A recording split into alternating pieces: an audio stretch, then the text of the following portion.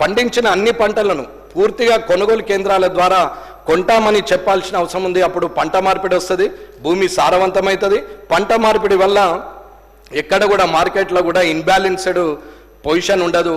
పప్పు దినుసులు కానీ నూనె గింజలు కానీ ఏవైనా సరే ఇన్బ్యాలెన్స్ అయ్యే అవకాశం ఉండదు, ధరలు పెరిగే అవకాశం ఉండదు అనేది నా ఆలోచన. ఇట్లా పోతే ఒకవేళ అమ్మకానికి పెట్టినా ధర రాకున్నా స్టోరేజ్ గోడౌన్స్ ఏర్పాటు చేస్తే వాళ్ళు స్టోరేజ్ తీసుకుంటారు, స్టాక్ మీద లోన్ తీసుకుంటే మళ్ళీ పంట పెట్టుబడికి వారికే వచ్చే అవకాశం ఉంటుంది అనేది నా అభిప్రాయం.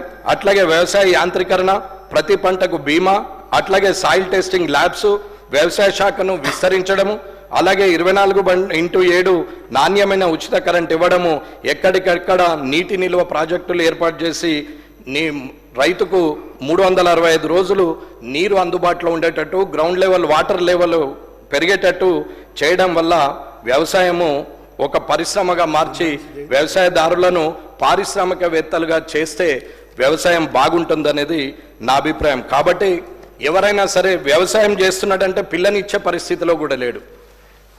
వ్యవసాయదారుడే వ్యవసాయం చేస్తున్న అతన్ని అల్లునిగా స్వీకరించే పరిస్థితిలో లేరు.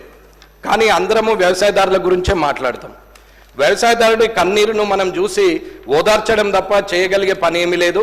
అందుకే ఇటువంటి స్కీములన్నీ మనం పెట్టి వ్యవసాయదారుని యాచకునిగా మారుస్తున్నాం. కాబట్టి ఇప్పుడున్నటువంటి ఈ ప్రజాప్రతినిధులందరూ ఇక ముందైనా రైతుకు కావాల్సిందేదో ప్రాక్టికల్గా ఫీల్డ్ ఎక్స్పీరియన్స్తోని వ్యవసాయ శాఖ అధికారులతో మాట్లాడి కావాల్సినటువంటి సదుపాయాలను ఏర్పాటు చేసి అదొక వ్యవసాయ పరిశ్రమగా విస్తరించే స్థాయికి తీసుకురావాలని నేను కోరుకుంటున్నాను.